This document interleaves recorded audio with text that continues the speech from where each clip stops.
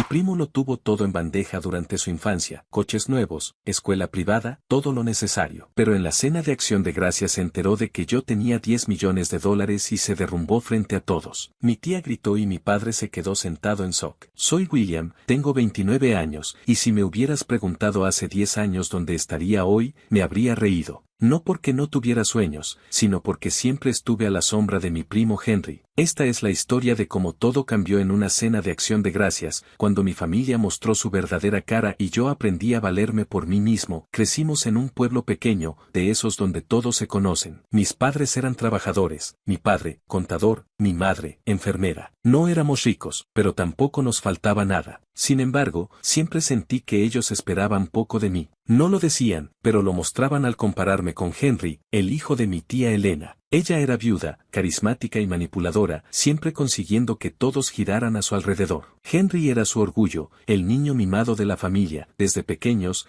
Henry lo tuvo todo fácil. A los 16, mi tía le regaló un Mustang rojo que hacía que todos en el instituto lo miraran. Yo iba en bicicleta o a pie a la escuela pública. Henry estudiaba en un colegio privado, de esos donde te tratan como futuro presidente. Yo, en cambio, lidiaba con salones llenos y libros viejos. No odiaba a Henry, no al principio. Éramos primos, jugábamos juntos de niños, pero con los años él cambió. Se volvió arrogante, como si fuera mejor que los demás, especialmente que yo. Mi tía no ayudaba, siempre presumiendo de él, aunque sus logros fueran pequeños. Si Henry sacaba una B, era como si hubiera ganado un premio. Yo, con mis As, apenas recibía un bien hecho de mi padre. En las reuniones familiares, todo giraba en torno a Henry. Hablaban de sus planes, sus historias, mientras yo era el primo callado, el que nadie notaba. Mi tía Elena decía cosas como William es tan responsable, pero lo decía con un tono que sonaba aburrido. Esas palabras dolían, aunque nunca lo admití. Quería que me vieran, que reconocieran que yo también tenía algo que ofrecer. A los 15 empecé a trabajar en una tienda de comestibles, cargando cajas y limpiando. No era glamoroso, pero me enseñó a valorar el esfuerzo. Guardaba cada dólar, no por tacaño, sino porque quería algo más. Cuando terminé el instituto, Henry se fue a una universidad cara, pagada por mi tía. Yo fui a un colegio comunitario, trabajando de día y estudiando de noche. Él publicaba fotos de fiestas lujosas, yo apenas dormía entre turnos y exámenes. No voy a mentir, a veces sentía envidia. No por sus cosas, sino por la atención que recibía. Pero no dejaba que eso me frenara. Me repetía, si quieres algo, consíguelo. Y lo hice. Con una beca, entré a una universidad estatal y estudié administración de empresas. No era mi pasión, pero sabía que me daría herramientas. Empecé a probar ideas de negocio, vendía cosas en línea, hacía trabajos freelance. Algunos fracasaron, pero cada error me enseñó algo. A los 25 encontré mi camino, una plataforma que conectaba pequeños negocios con proveedores locales. Empezó pequeño, pero en 3 años creció a nivel nacional. Para mis 28, mi empresa valía 30 millones de dólares y yo tenía 10 millones en el banco. No gastaba en lujos, invertía todo en acciones seguras. Quería construir, no presumir. Mi familia no sabía nada de esto. Nunca les conté, no porque quisiera ocultarlo, sino porque nunca preguntaron. En las cenas, seguían hablando de Henry, de sus grandes planes, aunque había abandonado la universidad y trabajaba en una inmobiliaria, viviendo de la imagen que mi tía creaba para él. Yo era solo el primo que llegaba con una botella de vino barato y una sonrisa forzada. Todo cambió en la cena de Acción de Gracias de este año. Había algo diferente en mí esa noche. Por primera vez, quería hablar, no para presumir, sino para que me vieran. La cena era en casa de mi tía Elena, con una mesa perfecta, pavó, puré, salsa de arándanos. Ella estaba en su elemento, contando historias de Henry. Mi padre y mi madre asentían, como siempre. Henry, sentado a la cabecera, sonreía con esa arrogancia que me crispaba. No sé cómo salió el tema. Creo que mi madre dijo algo como William trabaja con computadoras, ¿no? Y yo, sin pensarlo mucho, solté, sí, mi empresa va bien. Está valuada en 30 millones de dólares, y tengo unos 10 millones en el banco. El silencio fue total. Los tenedores se detuvieron a medio camino. Mi tía Elena jadeó, como si hubiera dicho algo imposible. Mi padre me miró como si no me reconociera. Henry se puso pálido, luego rojo, y su tenedor cayó al plato con un ruido seco. 10 millones, dijo mi tía, con una voz que mezclaba incredulidad y enojo. ¿Tú, cómo? No esperaba esa reacción. Pensé que habría sorpresa, tal vez orgullo. Pero lo que vi en sus caras era otra cosa, envidia, resentimiento. Henry fue el primero en hablar, con una risa nerviosa. No puede ser verdad, dijo. Vamos, William, 10 millones. Tú, No respondí, no hacía falta, pero lo que vino después fue peor. Mi tía empezó a hacer preguntas, no con curiosidad, sino con un tono calculador. ¿Y qué haces con tanto dinero? ¿No piensas ayudar a la familia? Mi padre,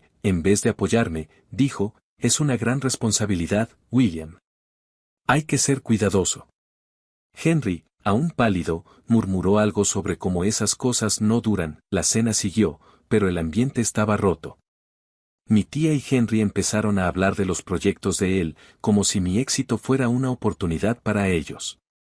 Mi madre intentó cambiar de tema, pero mi tía insistió, Henry está trabajando en algo grande, ¿sabes? Podrías invertir en él, William. No era una sugerencia, era una exigencia disfrazada. Esa noche, mientras ayudaba a lavar los platos, escuché a mi tía y a mi padre hablando en voz baja. No entendí todo, pero oí palabras como fideicomiso y controlar. Mi corazón se hundió. No estaban orgullosos, estaban planeando cómo sacar provecho de mí. Cuando volví a casa, no pude dormir. Sentía una mezcla de traición y rabia. Durante años, habían ignorado mis esfuerzos, y ahora que tenía algo, querían quitármelo. Me senté en mi apartamento, mirando la pared, tratando de procesar lo que había oído. Quería pensar que era un malentendido, pero la forma en que mi tía y Henry hablaron en la cena, como si mi dinero fuera una oportunidad para ellos, no me dejaba dudas. Me dolía, pero también me encendía. Si creían que podían manipularme, se equivocaban. A la mañana siguiente, mi teléfono sonó. Era mi tía Elena, con esa voz dulce que usaba cuando quería algo. William, querido, ¿cómo estás? Anoche fue una sorpresa. Deberíamos hablar, ¿no? Henry tiene un proyecto increíble, y con tu experiencia, podrías ayudarlo. No mencionó mi esfuerzo, solo a Henry. Colgué diciendo que estaba ocupado, pero mi cabeza daba vueltas. ¿Un proyecto? Henry no había terminado la universidad, y sus negocios eran puro humo. Ese mismo día, mi padre me escribió, hijo, tenemos que hablar de tu dinero. Es mucho para ti solo, y la familia podría beneficiarse. Ven a casa este fin de semana. No era una invitación, era una orden.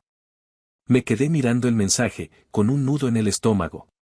Mi padre, que apenas me preguntaba cómo estaba, ahora quería hablar de mi dinero. No respondí. Al día siguiente, mi madre me llamó. William, no seas egoísta, dijo. ¿No ves que Henry necesita una oportunidad egoísta? Yo, que trabajé desde los 15 mientras Henry tenía todo regalado. La palabra me quemó. Decidí que necesitaba saber qué estaba pasando. Llamé a Marcos, un amigo de la universidad que ahora era abogado de finanzas. Le conté lo de la cena y las palabras que escuché.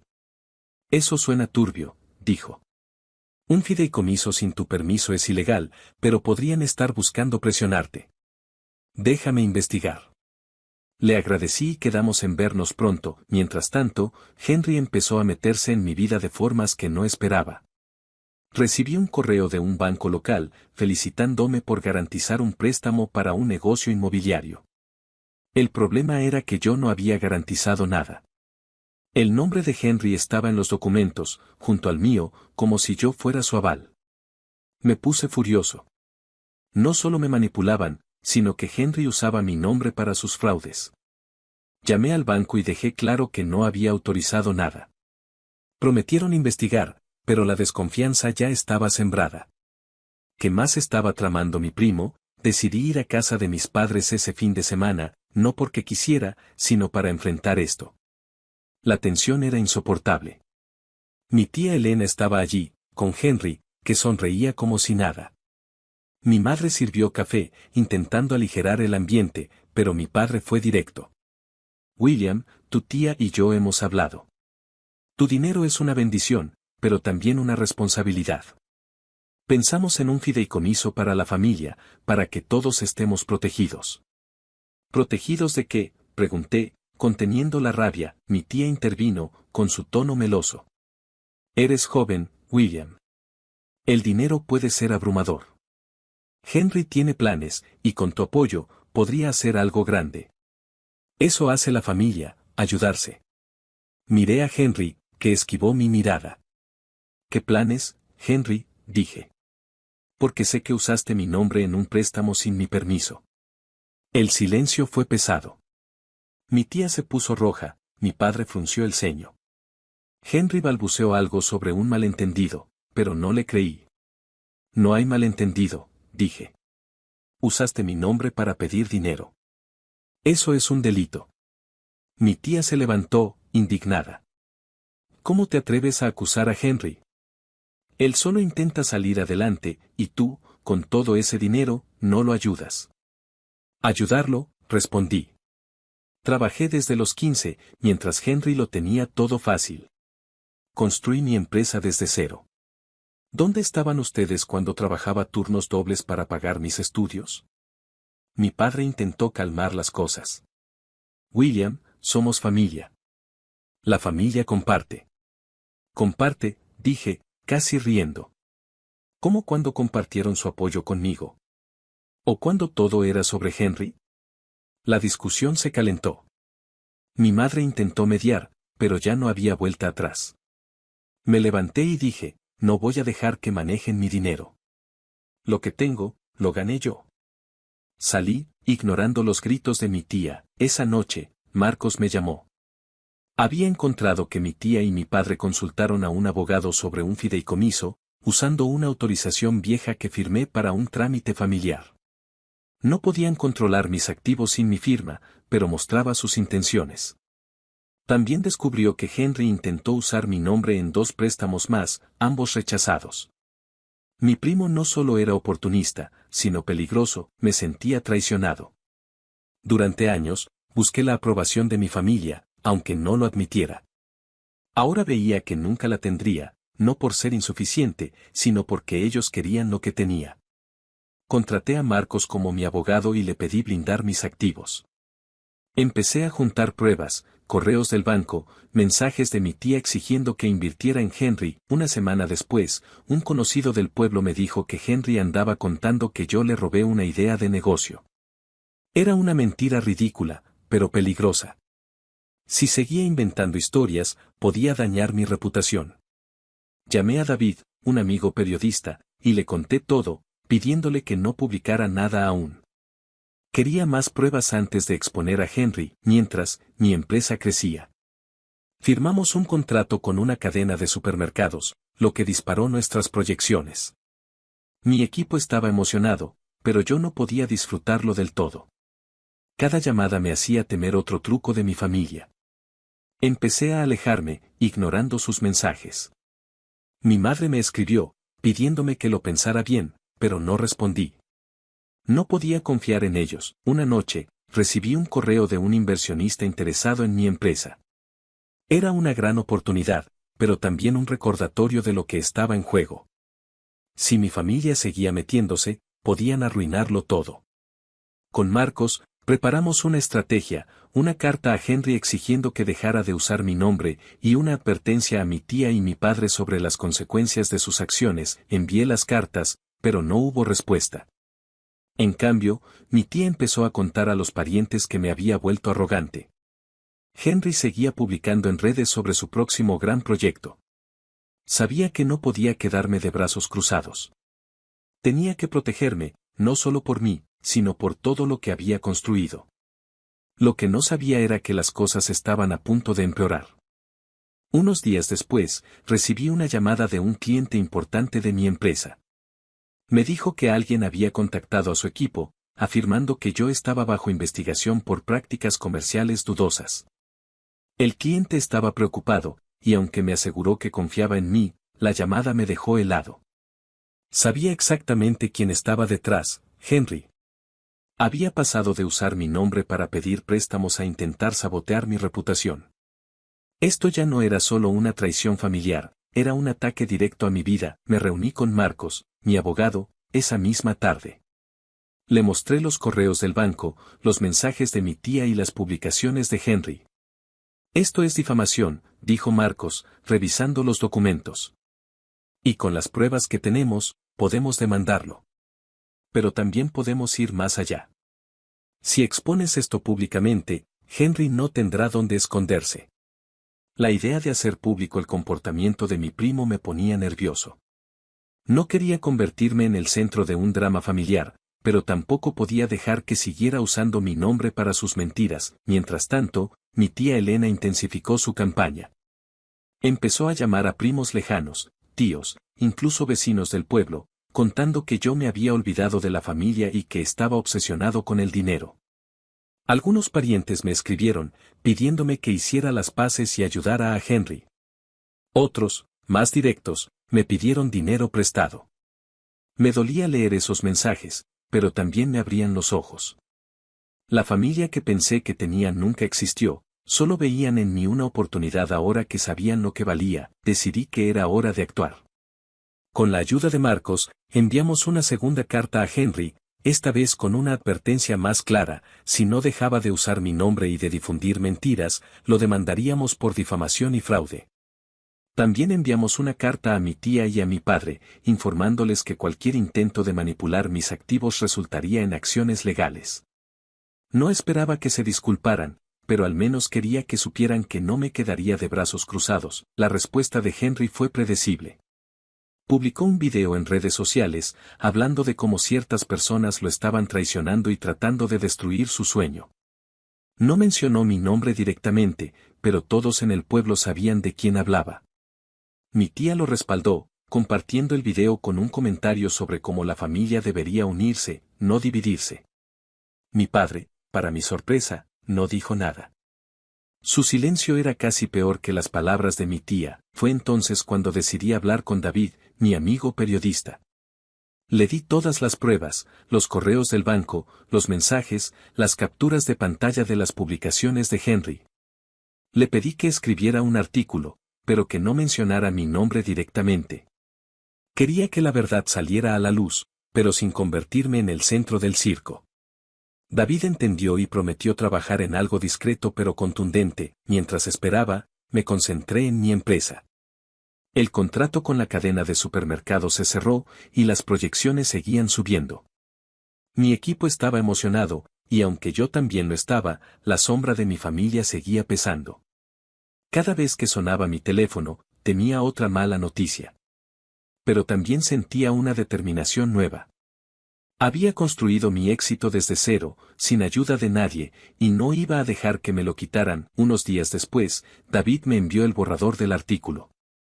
Era perfecto, detallaba cómo un individuo local había usado el nombre de un empresario exitoso para obtener préstamos fraudulentos y difundir rumores falsos. Sin nombrarme, dejaba claro que Henry era el culpable. Le di el visto bueno, y el artículo se publicó en el periódico local y en su versión digital. El impacto fue inmediato. Los conocidos de Henry dejaron de seguirlo en redes, y los comentarios en sus publicaciones pasaron de apoyo a críticas.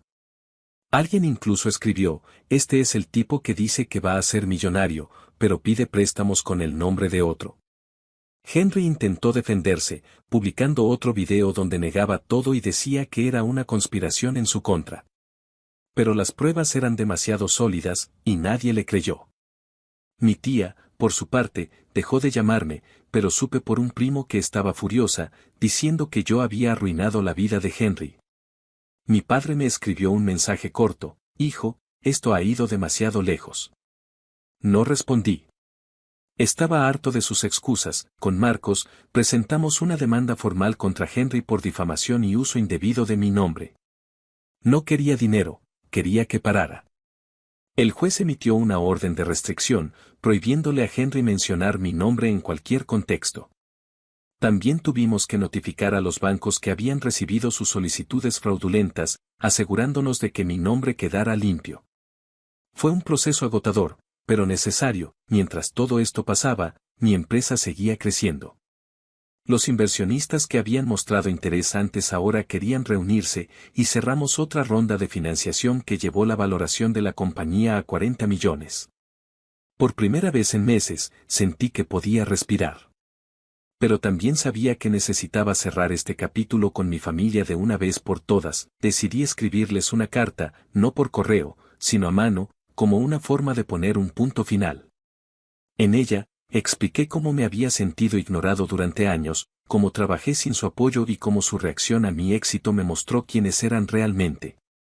No la envié con rabia, sino con calma.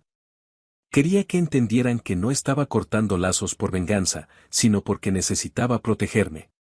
Nunca recibí respuesta, pero no la esperaba. Con el tiempo, las cosas se calmaron. Henry dejó de publicar en redes y supe que había perdido su trabajo en la inmobiliaria después de que sus inversiones colapsaran. Mi tía Elena se volvió más reservada y aunque seguía hablando de mí a los parientes, sus historias ya no tenían el mismo peso. Mi padre y mi madre intentaron contactarme un par de veces, pero sus mensajes eran vagos, como si no supieran cómo disculparse. Decidí mantener la distancia, no por rencor, sino porque necesitaba espacio para sanar. A medida que mi empresa prosperaba, empecé a rodearme de personas que me valoraban por mí, no por mi dinero. Mi equipo en la oficina se convirtió en una especie de familia, y mis amigos, como Marcos y David, me recordaron que no estaba solo. Organicé una cena de Navidad en mi apartamento, invitando a las personas que habían estado conmigo en este viaje. Fue una noche sencilla, con comida casera y risas, pero para mí significó todo. Por primera vez, me sentí libre de la necesidad de probarle nada a mi familia. Mirando hacia atrás, me di cuenta de que el dolor de su traición me obligó a enfrentarme a algo más grande, mi propia necesidad de su aprobación. Durante años, creí que necesitaba que me vieran, que me dijeran que era suficiente. Pero construir mi empresa, superar sus mentiras y protegerme me mostró que no necesitaba su validación. Lo que tenía, lo había ganado yo, y eso era más que suficiente. Mi empresa sigue creciendo, y aunque no sé qué me depara el futuro, sé que estoy listo para enfrentarlo. Mi familia enfrentará las consecuencias de sus acciones, pero yo ya no miro atrás. He encontrado mi propio camino, uno que no depende de ellos, y eso es la mayor victoria que podía pedir.